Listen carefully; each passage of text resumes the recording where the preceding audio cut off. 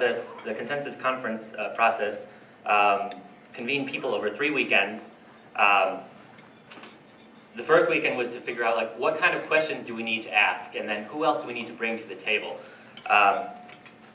So then the second weekend was this public hearing, and they brought these policy experts from diverse perspective, because the idea is, in this idea of objectivity, you've got the interests of the telecoms there and other private vendors who otherwise, from my point of view, frankly, are actually spinning things, and you need to have their voices there, otherwise they'll claim that they're being excluded.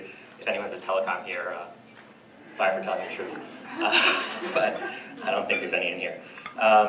Then the last weekend, when they came together, they actually sort of evaluated what was said and saying what recommendations could come out of this. And I don't want to go too deep into the report because I think it's very straightforward in terms of what the recommendations are, but the kind of questions they asked are, should cities be involved in municipal broadband? And my only comment on that is, we're so focused on the term broadband, I would just want to make sure that we're going for a broadband internet, and the internet means something much deeper than just speed of connectivity. There's a fundamental principle that was in the Congress this year, and we didn't actually have, happily we didn't have a vote on those issues, but net neutrality is an important issue that was designed into the fundamental framework of the internet. And if we get broadband and we lose that, then we've lost something very important.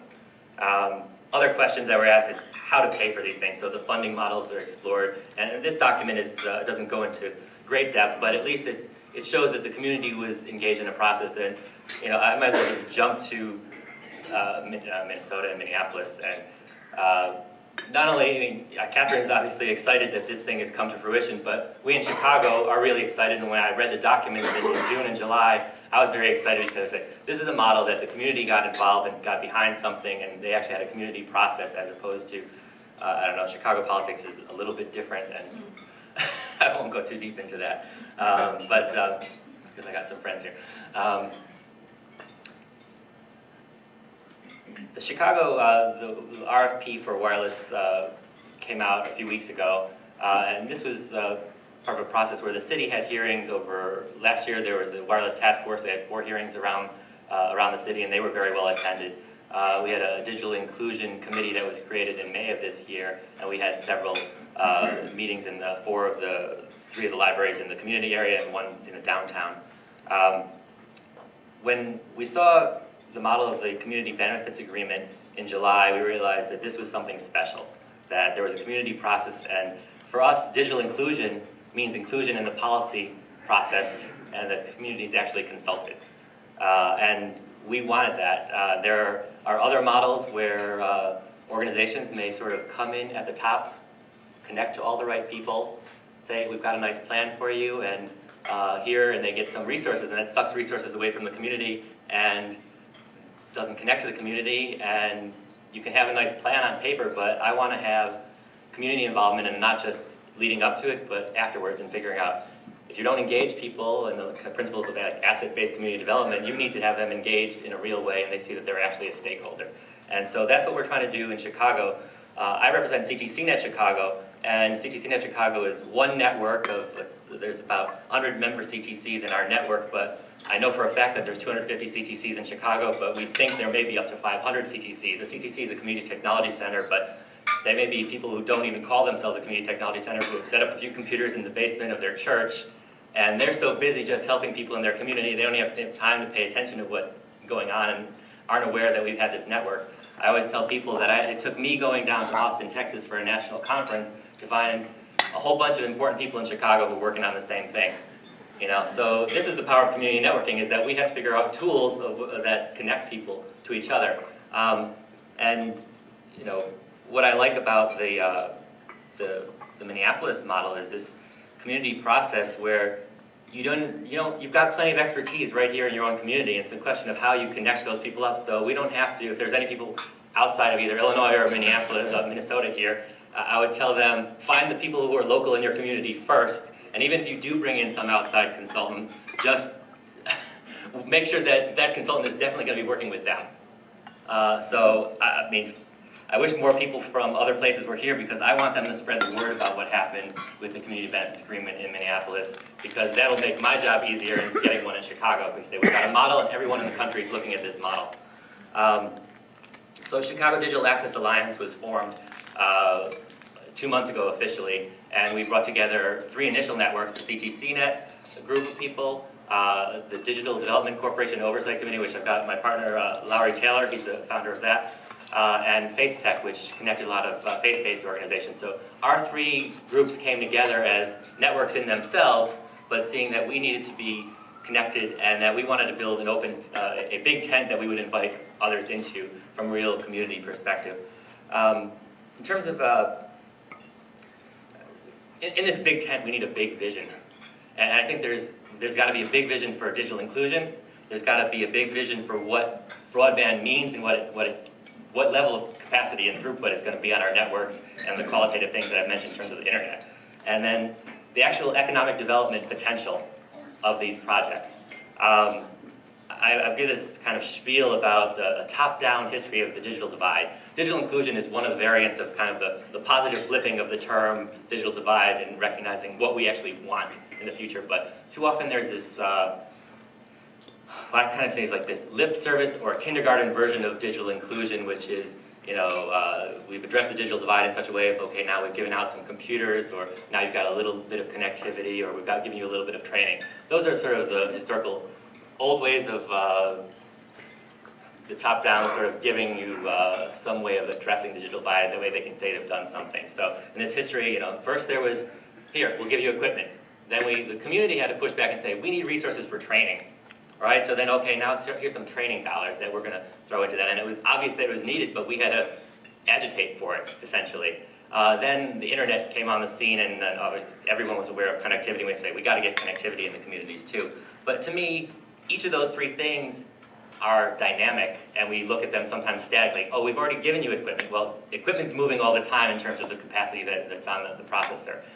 The training that people are, in most CTCs, frankly, there's some exceptions, but we're still teaching, here's the basics of word processing, here's the basics of getting on the internet, here's how to use an email thing. I'll expand on that in a second, but, and connectivity, obviously, the bandwidth that we should be expecting should be going up, up, up, and just because people are able to get some kind of connectivity doesn't mean that we're really bridging the digital divide. So if we take the dynamic perspective of how technology is always changing, then we've got to make sure that we're addressing digital inclusion in a way that is always looking to keep up with that change.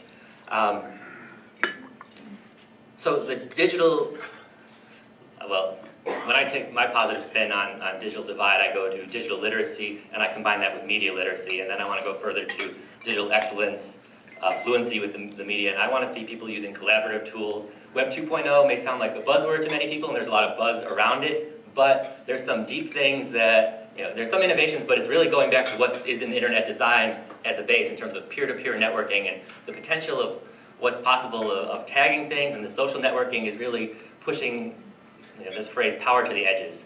And in contrast to the top-down policy world, we're the people at the edges, and we've got a lot more power than we think. When I connected with all those other people in Chicago that I had no idea what they were doing, it was a very empowering moment, because we can do a lot of this stuff on our own. You've got your agreement about to be signed, I guess, Friday morning, and that's a major accomplishment. But even if it didn't happen, all the work of that process building and bringing people together in the community meetings, you realize you already have these assets in your community. If you can link them up together, you can do a lot, whether or not you get a big vendor who's going to give you a proportion of the revenues. So, as I say, I want to see people using collaborative tools, Web 2.0. I want to see people creating content and media, so being producers of things, of content. And I want to actually see people creating new tools that are meaningful in their work life and in their daily life. And when we have people doing that, we will have achieved digital excellence of a high order. So I think that's part of the big vision that we need for digital inclusion. Obviously, connectivity. If you look at what level of bandwidth Americans pay for, say $40 a month for whatever you get from whoever, like it's AT&T in my area. And what do I get? 700 megs down and 300 up or something like that. Whereas Japan, they're about to deploy what you know the phrase triple play, which is like doing your voice, your video, and your what we used to think of just basic internet stuff in one package. They're going to be providing this over wireless mesh, right? So imagine the amount of bandwidth and throughput that you're getting in that at a rate comparable to, like, at a cost comparable to what we're getting for 1/100th the connectivity, even in these initiatives that we're putting forward in the American cities. That's not going to help us catch up from being number 12 or number 16 on the world stage. So, all these cities are rushing forward to say, okay, we got to have a muni wireless plan or a municipal broadband plan, but are we really catching up to other countries in the world? And I don't think we're doing that. So I want us to have a big vision on that front as well. Economic development is the last point of big vision that we've got to see. Some of the people in Chicago, they looked at the economic development potential of this RFP in the limited lens of what they've always done. They say, oh, there's going to be some jobs involved in this. There's going to be deployment of the network and maintenance of the network. And there's only going to be a small number of jobs in those categories, and that's not the economic development potential that these networks represent. It's if we cultivate entrepreneurs in our communities and show them how they can be part of the internet economy, just a few people being successes in their neighborhoods doing that could create a ripple effect of jobs, and that's just the tip of the iceberg. So if we can, it doesn't seem like I'm all that excited, but these are the things that I've been passionate about for a long time, and I like, how do we expand this vision? And when we go one-to-one, people either get it or they think, yeah, that sounds right, but I don't think it's possible here. Well, we got to get to the community process of mobilizing people, and that's why I was so attracted to just the language of the document and of the community benefits agreement. Of like, this was crafted from community, and if we don't have that, if we don't have something like that in Chicago, I wouldn't get behind it, and I wouldn't be able to mobilize anybody else.